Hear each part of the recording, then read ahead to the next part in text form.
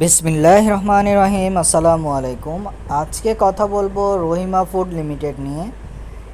এই শেয়ারটার বর্তমান দাম 238 টাকা 30 পয়সা। গত এক বছরে এই শেয়ারটার সর্বনিম্ন দাম ছিল 220 টাকা এবং কি সর্বোচ্চ দাম ছিল 388 টাকা 0 পয়সা। আমরা এখানে কিছু চার্ট দেখতে পাচ্ছি। আমরা প্রাইসের চার্টটা চলে যাই। আমরা প্রাইসের চার্টে দেখতে পাচ্ছি এই শেয়ারটা সাধারণত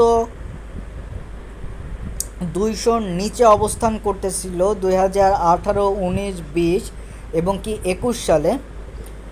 পরবর্তীতে এই শেয়ারটার দাম তুলনামূলকভাবে বৃদ্ধি পায়। 21-এর শেষের দিক দিয়ে এই শেয়ারটার দাম 300 ইভেন 400-র কাছাকাছি চলে যায়। 2022 সালের শুরুর দিকেও এই শেয়ারটার দাম 400-র কাছাকাছি ছিল। পরবর্তীতে এই শেয়ারটার দাম কমে বর্তমানেও সেটা কমাটা অব্যাহত আছে। আমরা অন্যান্য বিষয় যদি একটু দেখতে চাই, এটা বি ক্যাটাগরির একটা শেয়ার। আমরা শেয়ার হোল্ডিং পার্সেন্টেজের দিকে যদি একটু খেয়াল করি, ডিরেক্টর শেয়ার 37.38%, পাবলিক শেয়ার 44.44%,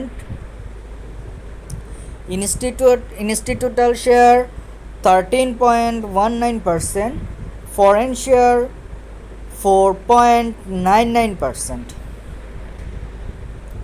সবথেকে গুরুত্বপূর্ণ চার্ট, যে চার্টটা দেখে সাধারণত শেয়ারটি সম্বন্ধে অনেক কিছু জানা যায় বা ডিসিশন নিতে সুবিধা হয়, ফাইন্যান্সিয়াল অ্যানালাইসিসে খুব হেল্প করে চার্টটা।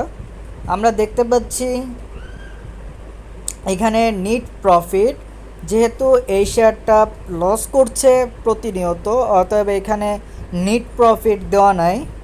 টার্ন ওভারটা কেন দেওয়া নাই আমি জানি না, ইনফরমেশন মিসিং।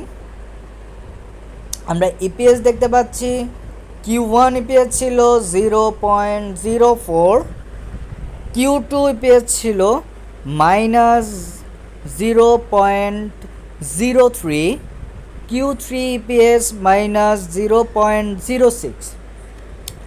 গত দুইটা ইপিএস টানা মাইনাস হয়েছে, আপনারা দেখতে পাচ্ছেন। এছাড়া ন্যাবের পরিমাণও কিন্তু প্রতিনিয়ত কমতেছে, এটাও খারাপ লক্ষণ। Q1-এ ছিল 9.33, Q2-তে ছিল 9.21 এবং কি Q3-তে ন্যাব কমে দাঁড়ায় 9.18।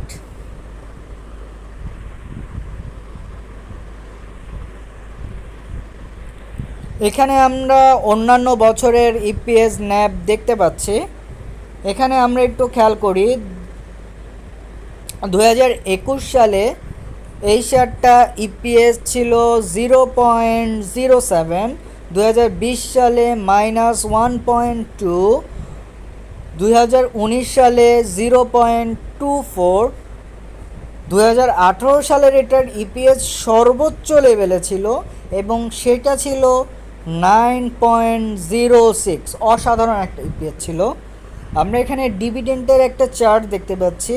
2021 সালে এটা নামে মাত্র ডিভিডেন্ড দেয় 1% ডিভিডেন্ড, তাও আবার ক্যাশ ডিভিডেন্ড। এছাড়া 2019 সালে এটা 10% দেয় এবং কি 18 সালে 10% ক্যাশ ডিভিডেন্ড দেয়। ইপিএস তো আমরা আগেই বললাম, ইপিএসটা আমরা আগেই দেখলাম, সেটা আমরা চার্টের মাধ্যমে দেখতে পাচ্ছি, গ্রাফের মাধ্যমে দেখতে পাচ্ছি।